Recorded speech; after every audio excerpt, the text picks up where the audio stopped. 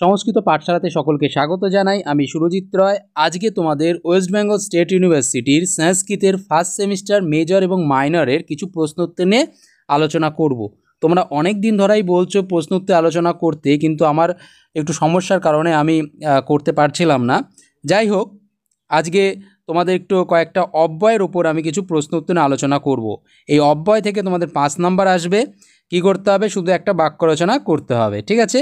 তাই আমি এখানে তোমাদের সমস্ত অব্যয়ের অর্থ সহকারে বাক্য রচনা করে দিয়েছি, ঠিক আছে?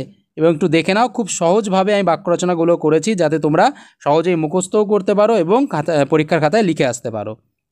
আর একটা কথা বলি যে তোমরা অনেক দিন ধরেই বলছো যে স্যার সাজেশন দিন, কিন্তু ফার্স্ট সেমিস্টারে সাজেশন দেবো কী করে? ফার্স্ট সেমিস্টার তোমাদের সম্পূর্ণ গ্রামারের উপর কোনো সাজেশন করা যায় না। গ্রামারে প্রত্যয় আছে, ধাতু আছে, ধাতুরূপ আছে, শব্দরূপ আছে। কোথা থেকে কোন ধাতুরূপ বা শব্দরূপ তুলে দেবে সেটা তো বলা যায় না। এটা সম্পূর্ণটাই তোমাদের মুখস্থ করতে হবে। সাজেশন অন্য বিষয়ে করা যায়, যদি এখানে কাব্য থাকতো, বড় প্রশ্ন থাকতো, ঠিক আছে, এইগুলোর উপর সাজেশন করা যায়। কখনোই গ্রামারের উপর কখনোই সাজেশন করা যায় না, কারণ সেখান থেকে অনুবাদের একটা বাক্য তুলে দিল। নির্দিষ্ট কোনো কোথাও নেই যে এখান থেকে এইটুকুই দেবে। কাব্যে আছে যে এখান থেকে এইটুকু তোমাদের পড়তে হবে, তাই তার সাজেশন হয়। ফার্স্ট সেমিস্টারের সাজেশন হয় না কখনোই, তাই আমি তোমাদের সাজেশন দিতে পারছি না।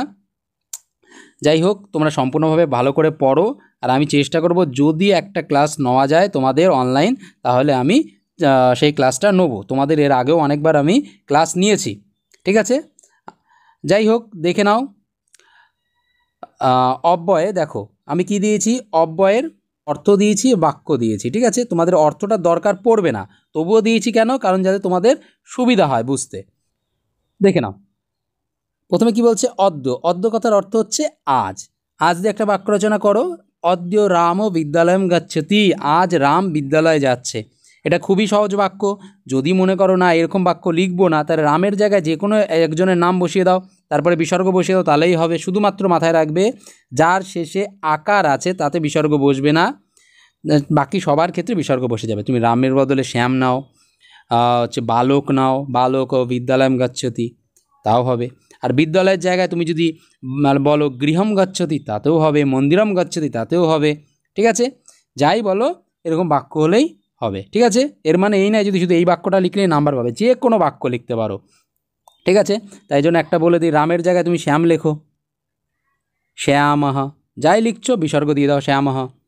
বা রামের জায়গায় ধরো বালক বললে বালকহ, হয়ে গেল। বিদ্যালয়ের জায়গায় কি লিখতে পারো? বিদ্যালয়ের জায়গায় তুমি গৃহ লিখতে পারো, গৃহম করে দাও, অনেশ্বর করে দাও, গৃহম গচ্ছতি। মন্দিরম গচ্ছতি, নগরম গচ্ছতি, যা ইচ্ছা করতে পারো, ঠিক আছে? শুধু কিন্তু যদি দেখো, তোমরা যদি মনে করো যে বালিকা লিখবে বা লাস্টে যার আকার আছে, ধরো এখানে বালিকা, লাস্টে কি আছে? আকার আছে, কিন্তু এখানে বিসর্গ বসাবে না, ঠিক আছে? বালিকা, পুষ্পিতা, মধুমিতা, এই যে লাস্টে যেগুলো আকার আছে, এই আকারে কিন্তু বিসর্গ বসবে না, বাকি ক্ষেত্রে সব এক, ঠিক আছে? তোমরা এইভাবে নিজের মতো করে বাক্য রচনা করতেও পারো বা এটাই লিখতে পারো, ঠিক আছে? নেক্সট কি বলছে? যদা মানে যখন। বলছে যদা রাম গচ্ছতি তদা শ্যাম অপি গচ্ছতি, যখন রাম যায় তখন শ্যামও যায়, ঠিক আছে? যদা আর তদা দিয়ে দুটো বাক্য রচনা আমি একই করে দিয়েছি, ঠিক আছে? তোমরা আবার সেই একই করতে পারো। রামের জায়গায় যে কোনো কিছু বসাতে পারো, শ্যামের জায়গায় অন্য কাউকে বসাতে পারো, ঠিক আছে? বাকিটা সেম। তাহলে যদা হয়ে গেল, একই দিয়ে তদাও হয়ে যাবে। ইহ কথার অর্থ হচ্ছে এখানে। তাহলে তোমরা লিখতে পারো, দেখো ইহ আগচ্ছ, এখানে আসো, এটা বলতে পারো। অথবা কি বলতে পারো? রামঃ ইহ আগচ্ছতি, ইহ আগচ্ছতি, ঠিক আছে? রামঃ ইহ আগচ্ছতি। এরপরে আসছে স্ব মানে আগামীকাল। আগামীকাল কথার অর্থ কী দাঁড়াচ্ছে? আগামীকাল মানে স্বহ রামঃ গ্রামং গমিষ্যতি, আগামীকাল রাম যাবে, এটা ভবিষ্যতে, তাই জন্য গমিষ্যতি হয়েছে, ঠিক আছে? কেউ গচ্ছতি করে দিও না। আর পরস্ব মানে আগামী পরশু, তাহলে একই ব্যাপার, আগামী পরশু রাম যাবে, তাই পরস্ব রামঃ গ্রামং গমিষ্যতি। তুমি গ্রামের জায়গায় বিদ্যালয় লিখে দাও, বিদ্যালয়ম হয়ে যাবে, কোনো সমস্যা নেই, ঠিক আছে? মন্দিরম করে দাও, কোনো সমস্যা নেই, ঠিক আছে? পরিবর্তন করে তোমরা লিখতে পারো, রামের জায়গায় শ্যাম করে দাও, বালক করে দাও, ঠিক আছে, যা ইচ্ছা করতে পারো, কোনো অসুবিধা নেই। ইয় মানে গতকাল, গতকাল হচ্ছে ইয় শ্যাম বিদ্যালয় অগচ্ছাৎ। ঠিক আছে, গতকাল যেহেতু হচ্ছে অতীতকাল তাই জন্য অগচ্ছাৎ হয়েছে। ঠিক আছে, তুমি শ্যামের জায়গায় রাম বসাও, বিদ্যালয়ের জায়গায় গ্রাম বসাও, যা ইচ্ছা করতে পারো। ঠিক আছে, কোনো সমস্যা নেই। একই বাক্য যেহেতু পরে ইহ মানে গত পরশু, দেখো পর মানে মানে পরশু হয়ে যায়। ঠিক আছে, যেরকম এখানে গত ইহ মানে গতকাল, আর পরহিহ মানে গত পরশু। পরহিহ শ্যাম বিদ্যালয় মহাগচ্ছাৎ। ঠিক আছে, প্রাতঃ, প্রাতঃ মানে কি সকালে। প্রাতঃ বালিকা মন্দিরম গচ্ছতি, এটা না লিখে তুমি প্রাতঃ পরহিহর বদলে এই যে প্রাতঃ শ্যাম বিদ্যালয়ম গচ্ছতি করে দাও, প্রাতঃ রাম বিদ্যালয়ম গচ্ছতি করে দাও, গৃহম গচ্ছতি করে দাও, কোনো সমস্যা নেই। সায়ম, সায়ম মানে কি সন্ধ্যাবেলাতে। সায়ম বালক গৃহম গচ্ছতি, সন্ধ্যাবেলাতে বালক বাড়ি যাচ্ছে। বা সন্ধ্যাবেলাতে এই যে বালিকা মন্দিরম গচ্ছতি, সায়ম বালিকা মন্দিরম গচ্ছতি, সন্ধ্যাবেলায় বালিকাটি মন্দিরে যাচ্ছে। ঠিক আছে, এটাও করতে পারো। তারপর শনৈ, শনৈ কথার অর্থ হচ্ছে ধীরে। বালকः শনৈ গচ্ছতি, তুমি লিখে দাও বালিকা শনৈ গচ্ছতি। তারপর শ্যামः শনৈ গচ্ছতি, রামः শনৈ গচ্ছতি, সিংহ শনৈ গচ্ছতি, মৃগः শনৈ গচ্ছতি, যা ইচ্ছা করতে পারো। তারপর উচ্চৈ, উচ্চৈ মানে উঁচুতে, উঁচু স্বরে। ঠিক আছে, এরকমভাবে বোঝায়। রামः উচ্চৈ বদতি, রামের জায়গায় কী করো, শ্যামः উচ্চৈ বদতি করো। বালিকা উচ্চৈ বদতি বলো, বালিকা কিন্তু বিসর্গ হবে না, মাথায় রাখবে। দেখো এখানে বালিকা বিসর্গ দেয়নি কিন্তু। ঠিক আছে, বালিকার জায়গায় বালিকা লিখতে পারো, বিসর্গ দেবে না, বা অন্য কিছুর জায়গায় তোমরা শুধু বিসর্গ দিয়ে দেবে। এবার আসছি হচ্ছে উচ্চৈ, এবার আসছি এব। এব মানে ই, জোর দিয়ে যখন বোঝায়, আমি যাব, রামই যাবে, শ্যামই যাবে, রামই যাচ্ছে।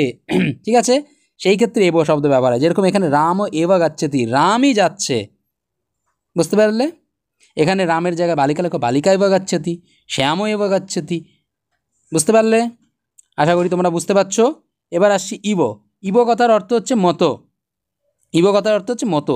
চন্দ্র ইব মুখম, চাঁদের মতো মুখ। এটা প্রসিদ্ধ বাক্য, এই জন্য এটা দিয়ে দিয়েছি। চন্দ্রতে বিসর্গ বসাতেও পারো, নাও পারো, এখানে সন্ধির জন্য বিসর্গ হয় না। এটা যদি বিসর্গও বসাও তাহলেও কোনো নাম্বার কাটবে না। চলো, অলম, অলম কথার অর্থ নিষেধ।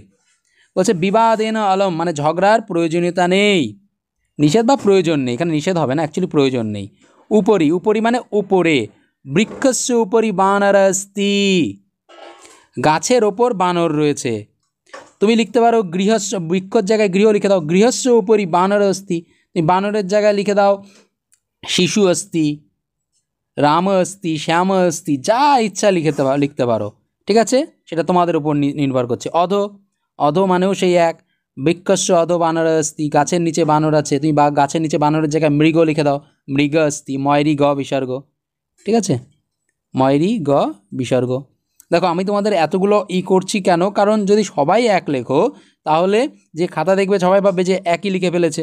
এই জন্য তোমাদের আমি বলে দিচ্ছি, যাতে তোমাদের মানে তোমার নিজের মতো করতে পারো। ঠিক আছে, চলো নেক্সট হচ্ছে বিনা। বিনা মানে ছাড়া। দেখো বিনা, রীতে, অন্তরেণ, এই তিনটে কথার অর্থই হচ্ছে ছাড়া। তাই তোমরা লিখতে পারো শ্রমং বিনা ধনম নাস্তি, শ্রমং রীতে ধনম নাস্তি, শ্রমং অন্তরেণ ধনম নাস্তি। ঠিক আছে, একই লিখতে পারো। অথবা কি লিখতে পারো, জ্ঞানম অন্তরেণ সুখম নাস্তি, জ্ঞানম রীতে সুখম নাস্তি, জ্ঞানম বিনা সুখম নাস্তি। অর্থাৎ আমি দুটো বাক্য যাতে দিয়ে দিয়েছি, যাতে তোমরা মানে যেভাবে খুশি লিখতে পারো। ঠিক আছে, নেক্সট হচ্ছে অন্তরা।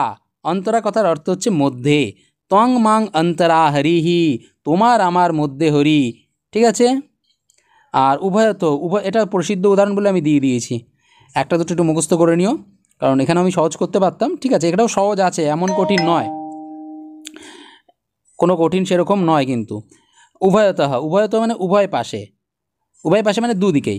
নদীম উভয়তঃ, নদীর দুপাশে। বৃক্ষা সন্তি, নদীর দুপাশেই গাছ রয়েছে।